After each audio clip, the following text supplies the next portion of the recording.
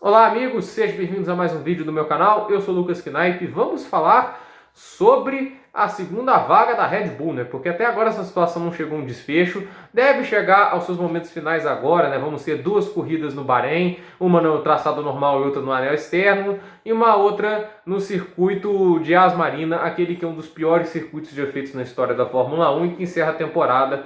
Mas esses são os momentos finais da temporada que devem decidir a vaga da Red Bull, né? No momento existem três concorrentes a ela, o que está agora nesse carro, que é o Alexander Albon, o Sérgio Pérez e também temos o Nico Hülkenberg, né? E do jeito que a gente está, não temos nenhuma pista de quem irá assumir, porque por mais que o Pérez esteja andando muito bem, eu acho que é o cara que mais merece essa vaga. Não se fala quase nada, os rumores são tão frios, são tão assim, como podemos dizer, tão fracos, não parece muito nas especulações, que a gente fica meio com receoso em falar que ele é o favorito à vaga. O Hülkenberg teve algumas frases ali, né? Quase chegou a substituir o Albon em Nürburgring, porque o Albon, pelo jeito, ficou um pouco doente, né? E eles, só que ele se recuperou. Aí o Helmut Marko chegou a cogitar ligar para o Hülkenberg. E se ele tivesse andado naquele fim de semana e andado bem, aí o Albon estava lascado. Só que aquilo não aconteceu.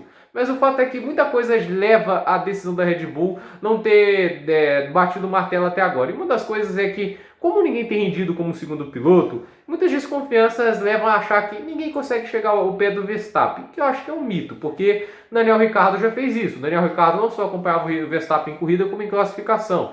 Só que os últimos pilotos que estavam na Red Bull, a Red Bull decidiu que vamos fazer um carro totalmente ao Verstappen, difícil de guiar, mas que ele sabe e ele se sente confortável. É um carro complicado que a gente viu. O Albon e o nosso querido Pierre Gasly não tiveram facilidades com esse carro e se deram mal. O Albon, no primeiro momento, parecia que tinha se ajustado como um segundo piloto, aquele que somava os pontos consistentemente. Mas essa temporada, em que teoria era para ser mais fácil, ele está lá para trás. Muito pior até que o próprio Pierre Gasly, porque na época do Gasly ainda tinha a Ferrari, ainda tinham equipes que davam muito trabalho.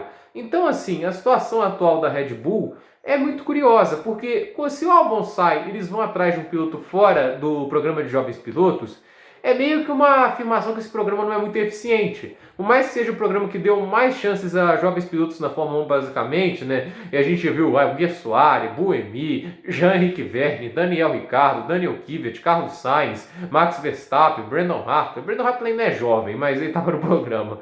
O Pierre Gasly, aí agora a gente volta o Kvyat de novo. Temos o Albon também que veio no ano passado. Então, assim, é muita gente que passou por esse programa e que esteve na Fórmula 1. E agora, assim, do jeito que não tem muitos pilotos jovens para subir diretamente, né, para a Fórmula 1, o Yuki Tsunoda não tem garantida de que estará na Fórmula 1 no ano que vem, isso fica com aquela dúvida, e a pulga atrás da orelha. Será que eu vou ter que selecionar alguém fora do programa e meio que desqualificar ele? Isso seria uma coisa que pode pegar mal para a Red Bull. Talvez esse seja o único motivo de estar insistindo tanto no Alexander Albon, porque assim, se a gente olhar os resultados em pista e pelas falas, que o Christian Horner falou, em Portimão e Imola será decisivo para a vaga do Albon. E ele correu mal nas duas. Pior em Portimão, porque em Imola ele ainda estava nos pontos e rodou sozinho. Em Imola foi também trágico, mas ele não pontuou em nenhuma das duas corridas e continua lá. E ainda não tem confirmação que ele vai sair. Então, assim, a situação na Red Bull talvez seja um pouco do orgulho do programa de jovens pilotos, porque se comparar o Sérgio Pérez pontuou em todas as corridas dessa temporada que ele competiu. Ele não competiu nas duas corridas de Silverstone. Possivelmente tivesse competido, teria pontuado nas duas também. Mas o Sérgio Pérez vem pontuando muito desde que voltou. Tá fazendo uma temporada fantástica. E mesmo quando não dá muita sorte, né? Porque ele tem dado mais azar que sorte. A Racing Point tem errado mais do que ele, do que acertado. E privilegiando o Stroll vários momentos. Em Mugello, o Stroll estava com o carro atualizado, que era meio segundo mais rápido, e o Pérez estava contigo. E o Pérez chegou a classificar à frente do Lance Stroll. E o Pérez demorou a ter o carro atualizado, né? Com aquelas entradas laterais diferentes. Então, assim, era um privilégio grande ao Stroll. E mesmo assim o Pérez estava sendo o líder da equipe, mesmo e carregando a Racing Point nas costas, mostrando que era um piloto acima da média. Então, assim, na minha opinião, pelo que foi feito esse ano, já era para ter substituído, já era para ter confirmado o Pérez para a próxima temporada. Mas o fato é que a Red Bull não busca alguém fora do programa desde 2007. Isso quando o programa estava em seus primórdios. E quando quem saía de lá era um desastre. Christian Klein ou Dom Boros. O Dom Boros não era do programa, mas não era, o programa não era bom, né? O Vitor Antônio Liuzzi, esse só começou a fazer uns pontos quando foi para a Force India. Chegou a fazer uns pontinhos pela Toro Rosso, mas era o Vitor Antônio Liuzzi, Scott Speed. Ninguém se lembra desses pilotos direito. Só quem jogou muito F1 em 2006.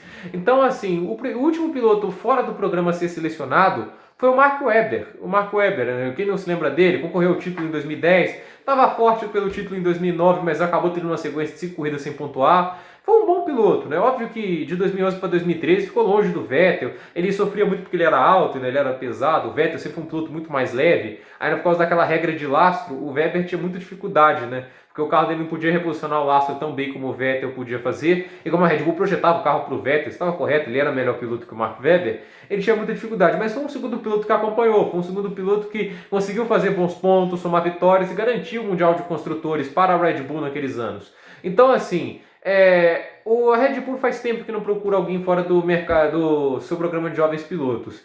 E talvez, se fizer isso, é um descrédito a ele. Porque, assim, dos programas que a gente está vendo agora, de Ferrari, de Mercedes, o único que está dando oportunidades às principais equipes é o da Red Bull. A Ferrari só deu agora com o Leclerc, mas antes disso não estava dando, quase nenhum piloto da academia Ferrari subia para lá. Então, assim, pode ser um problema para esse programa, abalar um pouco ele e tirar o interesse de outros pilotos jovens a se unir a ele. Mas eu acho necessário, porque você não vai subir o Tsunoda para a Red Bull, você não vai mandar o Gasly de volta, né? Porque você já renovou ele na AlphaTauri, ele está andando bem lá. Você não vai trazer o Daniel Kvyat, que por mais que eu não acho que seria às vezes ter uma má ideia, porque ele foi bem na Red Bull em 2015, né? E ele estava andando melhor que o Albon no ano passado. Vamos lembrar que ele tinha mais pontos que o Alexander Albon antes do Albon subir para a Red Bull, e não era pouco, a diferença estava grande do russo para o tailandês. O fato é que a saída da Red Bull, se quiser ser um pouco mais competitiva, na minha opinião, é ir atrás do Sérgio Pérez ou do Hülkenberg. Eu prefiro o Pérez porque o teto dele é mais alto e o piso dele é mais estável, né? O Hülkenberg também tem um piso, o piso dos dois é parecido, mas o teto do Pérez é melhor. Então, assim, o Pérez, ele numa noite mágica, numa manhã mágica, eu chamo do que quiser, ele pode conseguir um pódio. Ele tem 9 pódios agora com esse último em equipes de médio escalão. A Responde ainda é uma equipe de médio escalão. Então, assim, ele tem tantos pódios assim em equipe de médio escalão, numa das eras mais desequilibradas da Fórmula 1. Quando foi companheiro do Hülkenberg, ele superou o Hülkenberg em 2 dos 3 anos e marcou 5 pódios contra 0. Então, assim, os momentos mais brilhantes da equipe eram com o Sérgio Pérez. Na chuva, eu até acho o Nico Hülkenberg um piloto melhor, mas não é como se o Sérgio Pérez fosse uma negação lá. Ele anda bem na chuva, a gente viu isso na última corrida. Então, assim, eu acredito que o mexicano seja a melhor opção, mas o único motivo para eu ver o Albon ainda lá é que a Red Bull é um pouco orgulhosa em questão do programa de jovens pilotos e o mais um dar errado pode ser uma crítica muito grande a este programa. Mas o fato é que às vezes os gerentes das equipes têm que saber ouvir críticas, né? E a Red Bull, convenhamos assim, ela não tem sido uma equipe tão referência nos últimos anos, até porque o carro deles tem sido muito instável e não tem conseguido bater de frente com a Mercedes. A única equipe que conseguiu isso nos últimos anos, queira ou não, foi a Ferrari em 2017 com o Vettel, em 2018 com o Raikkonen às vezes atrapalhando e com o Vettel também andando consistentemente bem no começo da temporada. Na segunda metade entrou no modo spinner, mas o fato é que a Red Bull até agora, desde 2013, não fez um carro para brigar pelo título. Você pode até ter um carro que ganhou corridas, mas brigar pelo título eles não fizeram. Então, assim, vamos ver como é que vai se solucionar esse problema. Para o Albon a notícia é ruim no momento, porque não tem como ficar muito melhor. As duas provas, tanto no Bahrein, no anel externo e no traçado normal, não são benéficas à Red Bull. É uma pista rápida de reta. A nossa querida Red Bull não é tão rápida assim. E na Yas Marina é uma pista de cotovelos. Talvez lá a Red Bull ande bem, mas não é uma coisa que o Albon está saindo melhor. Então vamos ver. É uma pista que a Racing Point pode aparecer bem. Deve ser um fim de semana bem legal, mas infelizmente o Bahrein não chove direito, é uma vez por ano, então a gente não deve ter a bagunça que tivemos, né? Cuidados com chuva nessa temporada, pelo jeito chegará ao fim. Por esse vídeo é isso, gente. Dúvidas nos comentários, deixe seu like, se inscreva no canal, compartilhe esse vídeo e até o próximo vídeo.